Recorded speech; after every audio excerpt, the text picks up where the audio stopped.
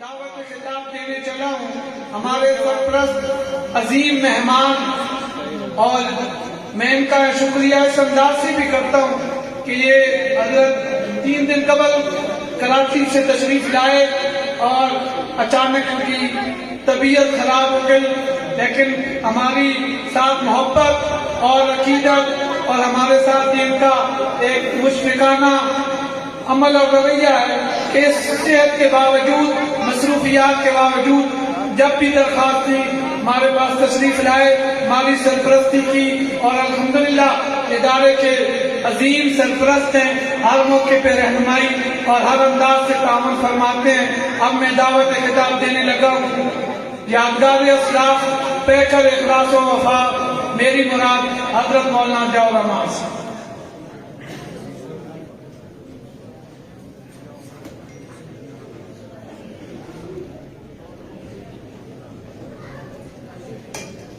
نحمده ونصلي ونسلم على رسوله الكريم، أما بعد،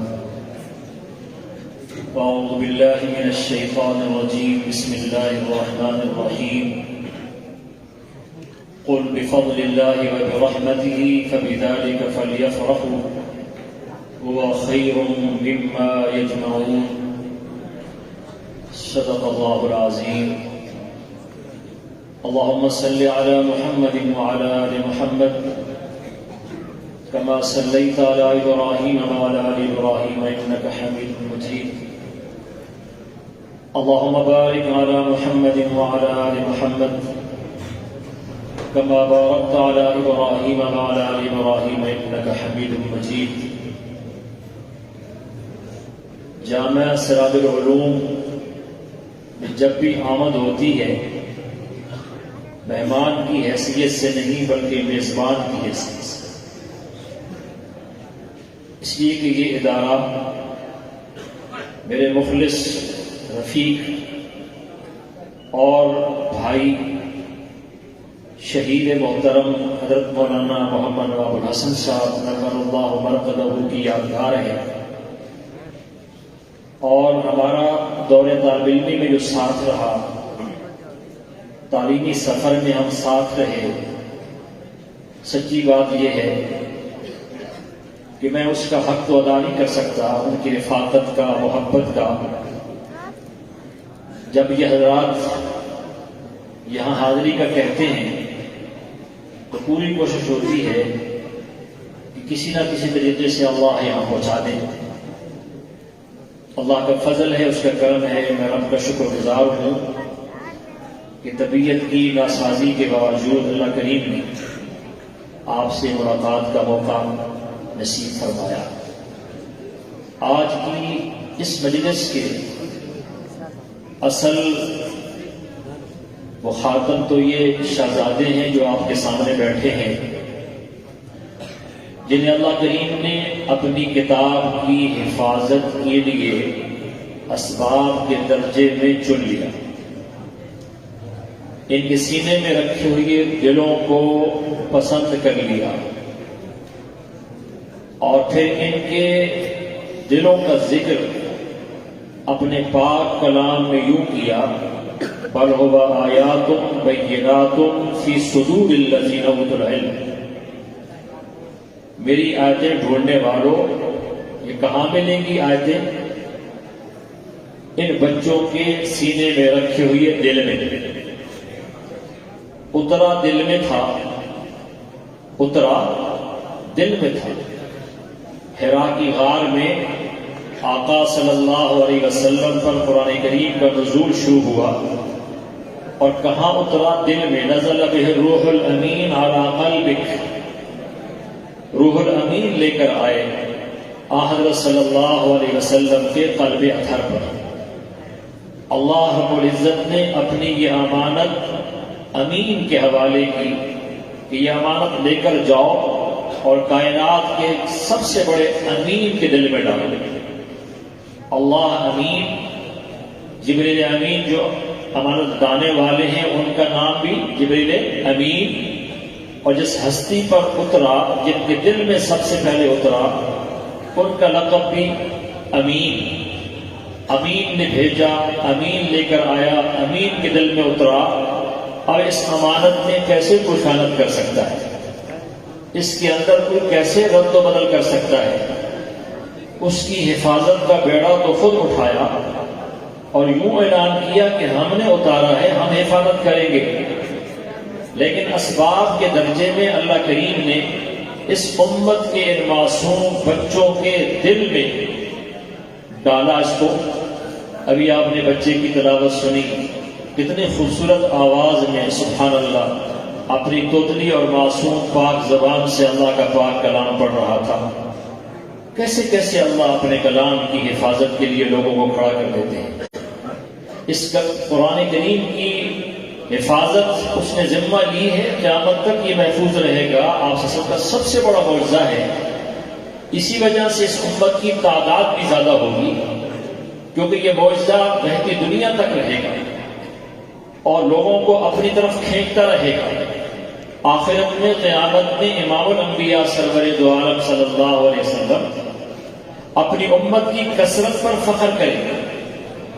تو یہ بچے جن کے دلوں کو اللہ نے منتخب کیا اور چنا، اور معمولی نعمت نہیں، بہت بڑی نعمت۔ قرآن کریم کی جو آیت میں نے آپ کے سامنے پڑھی، اس میں حق تعالی شانہ کیا فرماتے ہیں؟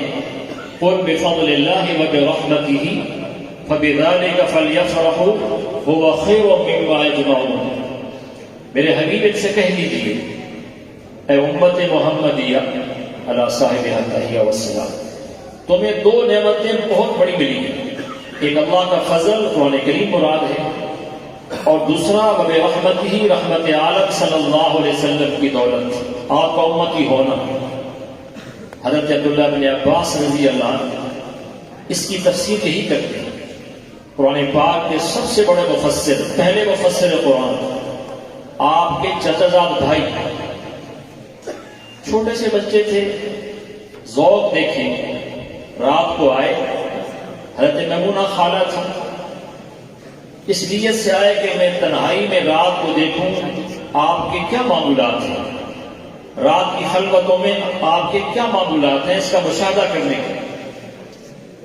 پردے کا مسئلہ نہیں تھا، خالہ تھی حضرت میمونہ رضی اللہ عنہ، اور حالت یہ تھی کہ تکیہ ایک ہی تھا صرف، جس میں کھجور کی چھال بھری ہوئی تھی، درمیان میں آپ لیٹ جاتے تھے، اس تکیے پر سر رکھ کر ایک طرف حضرت میمونہ رضی اللہ عنہ، ایک طرف یہ بچہ جس کی عمر اس وقت 10-11 سال ہوگی، اس کو لٹا دیا۔ تہجد کے لیے آپ اٹھے تو وضو کا پانی پہلے سے موجود تھا، پوچھا کہ یہ پانی کس نے رکھا؟ اللہ اکبر! سوچ دیکھے بچے، فکر دیکھے، ایک تو یہ جذبہ کہ میں دیکھوں رات کو کیا معمولات ہیں۔ آج ہمارے نوجوانوں کی سوچیں کیا ہیں؟ جیسے ہی شعور پکڑتے ہیں فوراً تقاضا ہوتا ہے کہ موبائل دیا جائے۔ اس بچے کی سوچ کیا ہے کہ میں رات کو معمولات دیکھوں کہ آپ صلی اللہ علیہ وسلم رات کو خلوت میں کیا عمل کرتے ہیں، قریب سے مشاہدہ کرو۔ تہجد کے لیے پانی پیش کیا، آپ نے پوچھا کس نے رکھا؟ بتایا کہ میرے اس بھانجے نے، عبداللہ بن عباس نے۔ اس موقع پر آپ نے ان کو دعا دی تھی، اللہم علمہ الکتاب وفقہہ فی الدین، اے اللہ اس بچے کو قرآن کا علم عطا فرما، دین کی سمجھ نصیب فرما۔ دعا کہی نہیں، دعا لی۔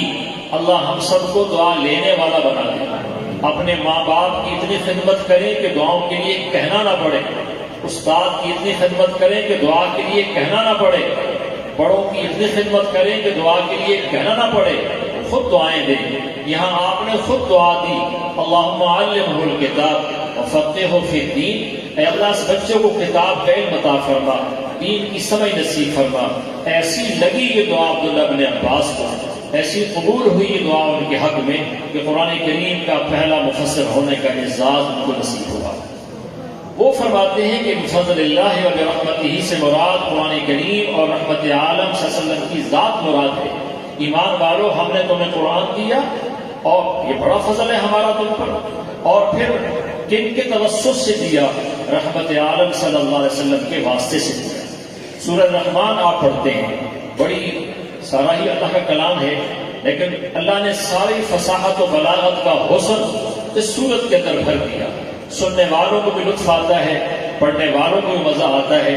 جمال عبد الناصر جب رشیا گئے, قاری عبد الباسط مرحوم اس وقت حیات تھے, ان کو ساتھ لے کر گئے اور وہاں جا کر روس کے صدر کے سامنے جب بات شروع کرنا چاہیے, مذاکرات سے پہلے تقاضا رکھا, میں چاہتا ہوں میرے ساتھ میرے دوست آئے, وہ کچھ پڑھیں گے, سنا جائے اس کو. قاری صاحب نے تلاوت کی. اب وہ غیر مسلم نہیں, وہ دہریے تھے, وہ کیمونسٹ تھے, وہ اللہ رب العزت کی ذات عالی کے وجود کے منکر تھے.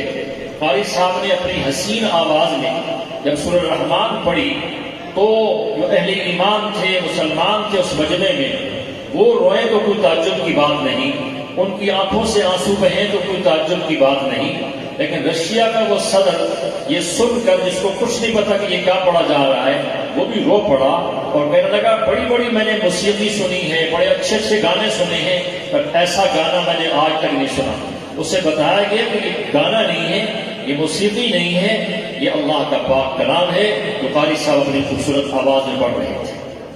تو اللہ تعالیٰ نے سورہ الرحمن کے اندر ہماری سماعت کے ذوق کے لیے, ہمارے کان اچھی آواز سننا کانوں کو دیا, تو ذوق سماعت کے ذوق کے لیے اچھی آواز کانوں کو بھاتی ہے, اس کے لیے اللہ نے پورا ہی کلام دیا. اس لیے آپ خود بسا اوقات صحابہ کو بلا بلا کر سنا کرتے تھے. ابو موسیٰ اشعری رضی اللہ فرماتے ہیں, میں گھر میں پڑھ رہا تھا, مجھے نہیں معلوم تھا کہ باہر کون کھڑا ہے.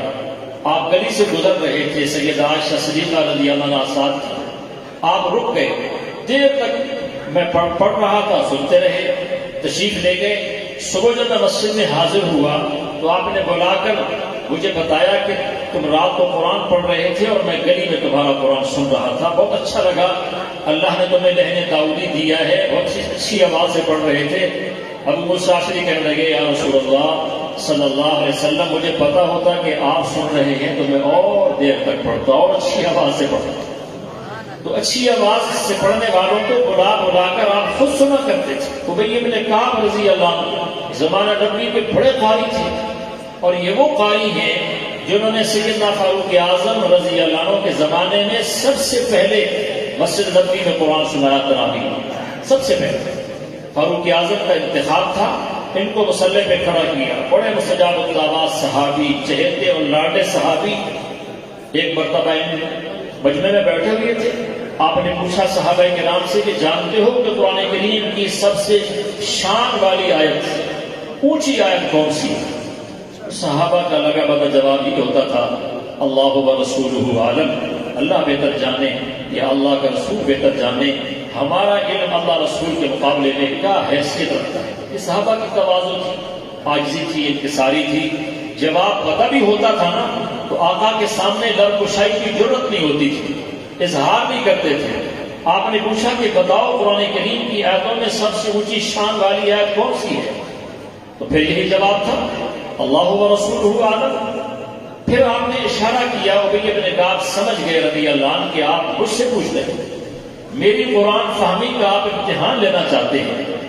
تو انہوں نے کہا, یا رسول اللہ صلی اللہ علیہ وسلم, میرے خیال کے مطابق قرآن کریم کی شان والی آیت آیت الکرسی, شان والی آیت آیت الکرسی. ان کا جواب سن کر آپ خوش ہوئے, خوش ہو کر اپنا دست اقدس ان کے سینے پہ رکھا اور کہا, ابی تمہیں تمہارا علم مبارک ہو, تمہیں تمہارا علم مبارک. ایک آیت کے بارے میں بتایا, اس پہ آپ مبارکباد دے رہے ہیں.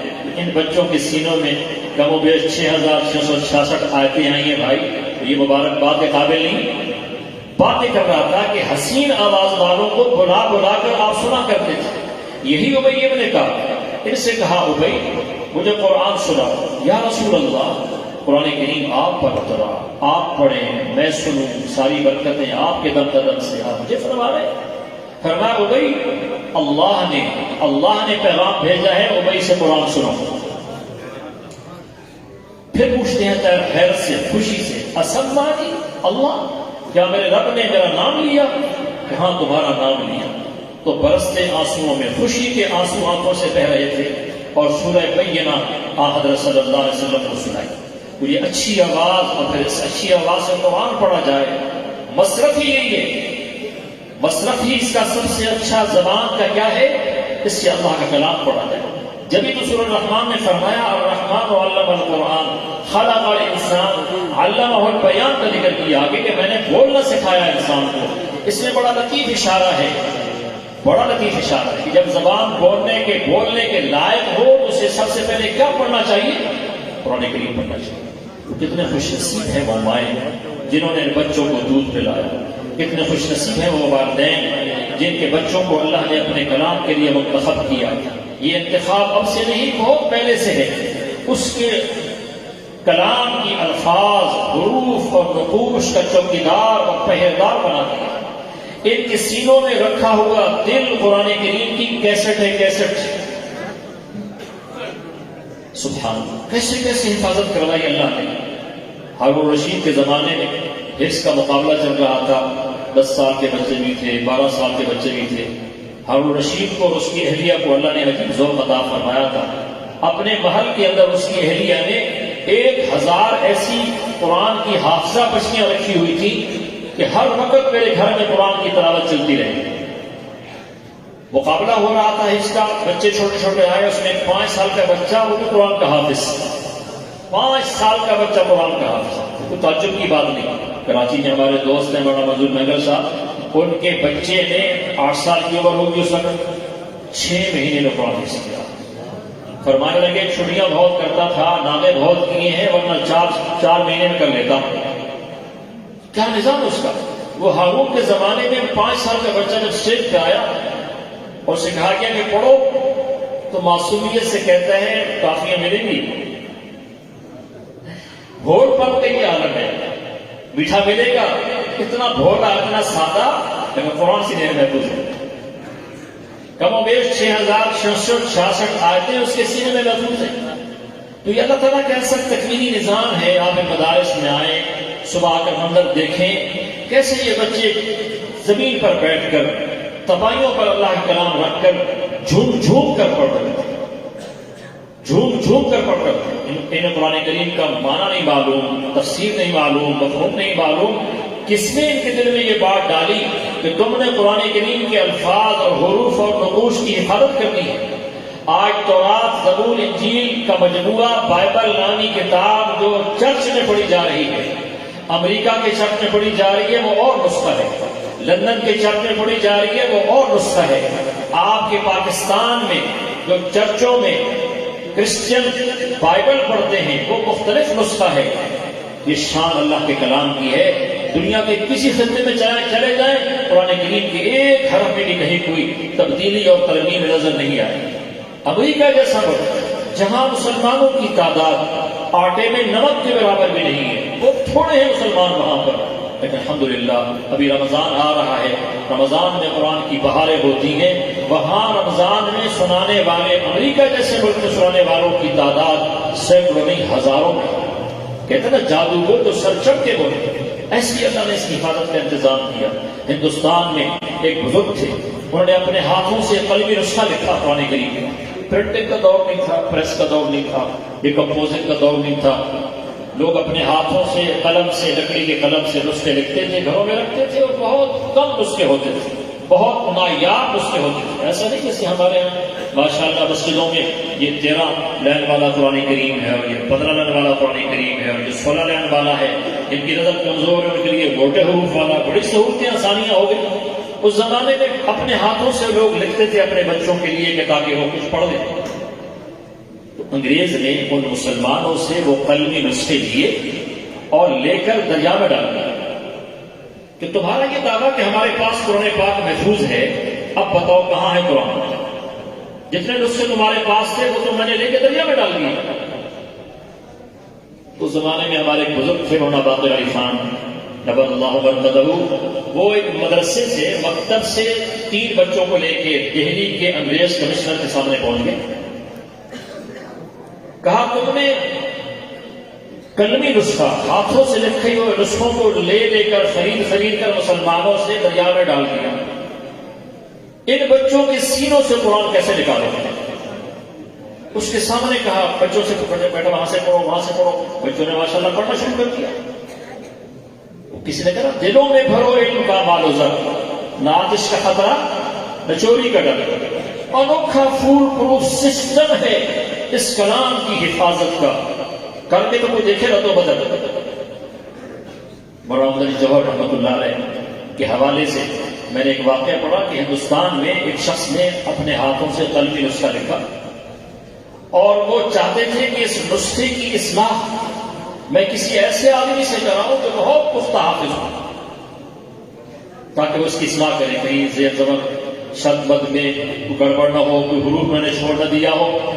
تو انہیں بتایا گیا کہ دہلی میں ایک بزرگ گئے، حافظ محمد قاسم ان کا نام ہے، بہت مضبوط حافظ ہے، بہت پختہ حافظ ہے، تم یہ نسخہ لے کر جاؤ ان کو دکھاؤ. انہوں نے اگر اصلاح کر دی، دستخط کر دیے تو سمجھو کہ یہ مستند نسخہ ہے.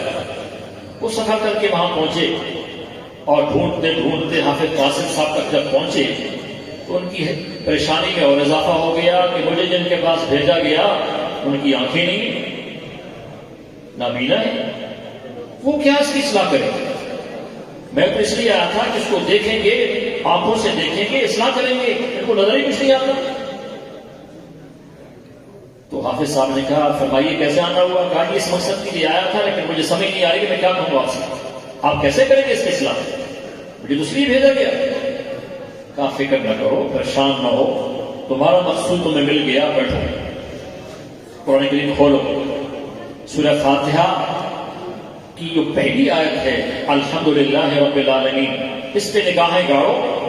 میں قرآن کریم کی صورتیں نہیں پڑھوں گا، میں آیتیں نہیں پڑھوں گا، میں کوئی حرف نہیں پڑھوں گا، میں صرف قرآن کریم کی اعراب پڑھوں گا. اعراب کسے کہتے ہیں؟ زبر زیر پیش شد بد. اور تم انگلی لگا کر دیکھتے چلے جانا، جہاں کہیں زبر زیر میں گڑبڑ ہو اصلاح کر لینا. وہ کہتے ہیں میرے حیرت کی انتہا نہ رہی جب حافظ صاحب نے اعراب پڑھنا شروع کیا. پتہ ہے کہ آیت پڑھی اور پھر اعراب پڑھا، الحمد پڑھا، بتایا کہ الف کے اوپر زبر ہے، لام کے اوپر جزم ہے، ہا کے اوپر زبر ہے، میم کے اوپر جزم ہے، دال پر پیش ہے. ایسے نہیں، پورے قرآن کریم کی آیتوں کے اعراب ان کو ایسے یاد تھے جیسے حافظ بچوں کو قرآن کی آیتیں یاد تھیں. وہ سارے اعراب فاتحہ سے لے کر والناس تک پڑھ کر سنا دیے. تو میرے دوستوں، جس رب نے اس کی حفاظت کے لیے ایسا تکوینی انتظام کر رکھا ہے، یہ کیسے کلام پڑھ سکتا ہے؟ حفاظت کا بات اس کی طرف سے عالم اسباب میں اللہ نے ان کو ذریعہ بنایا.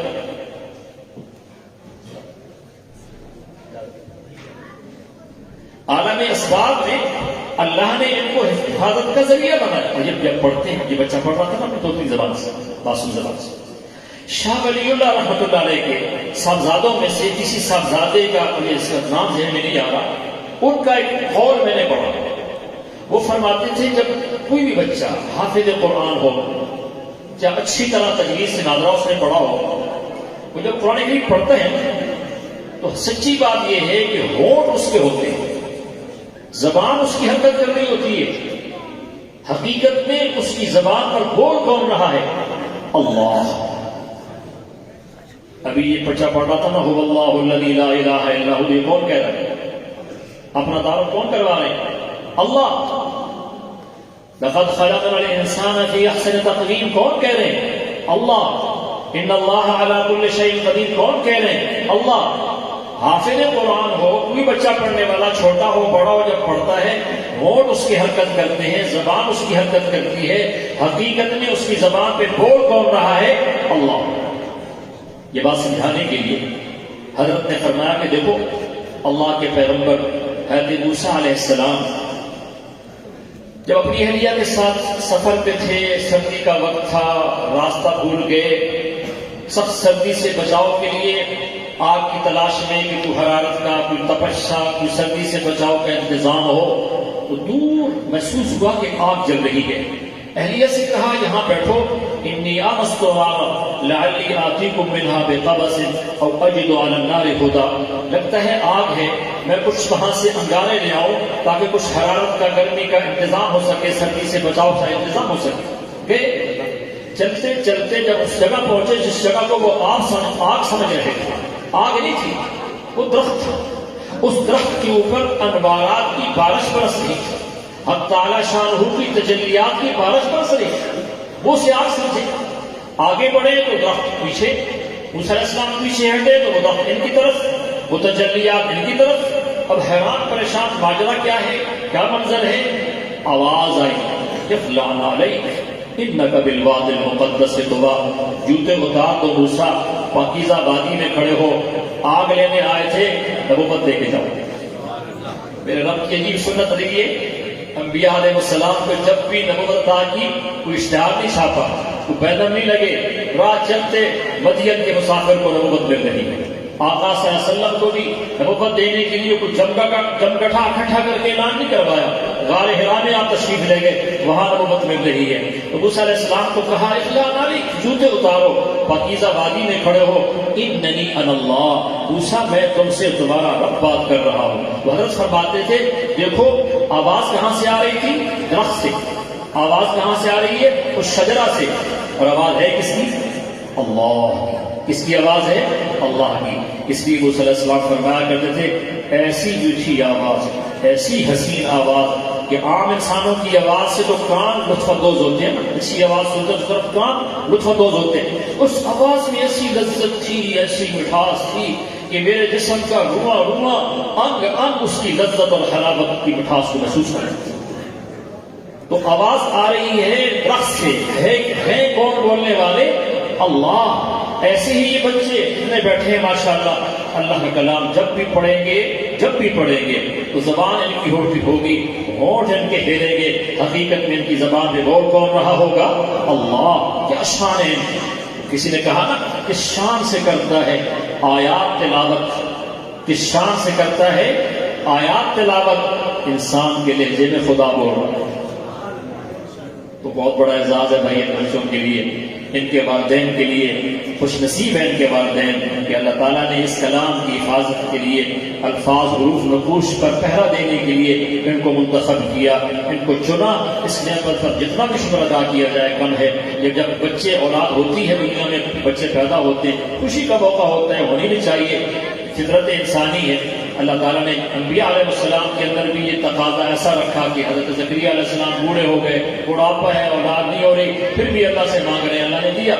بڑی نعمت ہے اولاد، خوشی کا موقع ہوتا ہے۔ زندگی میں کئی مواقع آئیں گے اولاد کے حوالے سے خوشیوں کے، لیکن میرے خیال میں شاید اس سے بڑی خوشی ان کو اور زندگی میں نہیں ملے گی جو آج ملی ہے کہ ان کے سینوں کے اندر رکھی ہوئی ہے دل نے 6660 کم و بیش آیات محفوظ کر لی۔ یہ وہ اعزاز ہے جو ہر کسی کو نہیں ملا کرتا، یہ وہ دولت ہے جو ہر کسی کو نہیں ملا کرتی، یہ اللہ کا خاص فضل اور اس کا احسان ہے۔ تو والدین سے میں درخواست کروں گا اس نعمت کے ملنے پر جتنا بھی شکر ادا کریں کم ہے۔ اللہ کی سنت یہ ہے اللہ کے بندے اس کی دی ہوئی نعمتوں کا جب شکر ادا کرتے ہیں اللہ نعمتوں میں اور اضافہ فرماتے ہیں۔ تو اللہ ان کو آگے چل کر قرآن کریم کا بھی تو حامل بنایا، آگے چل کر اللہ ان کو قرآن کا عالم بھی بنائے، عامل بھی بنائے، اور 100% زندگیاں قرآن کے سانچے میں ڈھالنے کی اللہ ان کو توفیق نصیب فرمائے۔ بس میں اسی پر اکتفا کرتا ہوں اور اپنے عزیزوں کو، ورنہ مفتی عبداللہ صاحب کو، اور ورنہ حامد نواز صاحب کو، ورنہ حسنین کو مبارکباد دیتا ہوں، ان بچوں کو، ان کے والدین کو۔ یہ ادارے کی محنت کا ثمر ہے جو آپ کی آنکھوں کے سامنے ہے۔ اللہ ہمیں ان اداروں سے وابستہ رکھے اور اللہ اسلام کے قلعوں کی اور چھاؤنیوں کی حفاظت فرمائے۔ اہل علم، اہل اللہ کی اللہ ہمیں قدردانی کی توفیق نصیب فرمائے۔ علماء کی قدر کرنی چاہیے ہم سب کو۔ میں سچ بتا رہا ہوں، فتنوں کے اس دور میں اگر آج کہیں ہمارے بچوں کا ایمان محفوظ ہے ان مدارس کی برکت کی وجہ سے، اس لیے کہ قدر کیجیے۔ اللہ ہم سب کو اہل علم کی، اہل حق کی، ان مدارس کی قدردانی نصیب فرمائے، ان کی حفاظت فرمائے، تمام مکاتب و مدارس کی۔ وآخر دعوانا الحمد للہ رب العالمین۔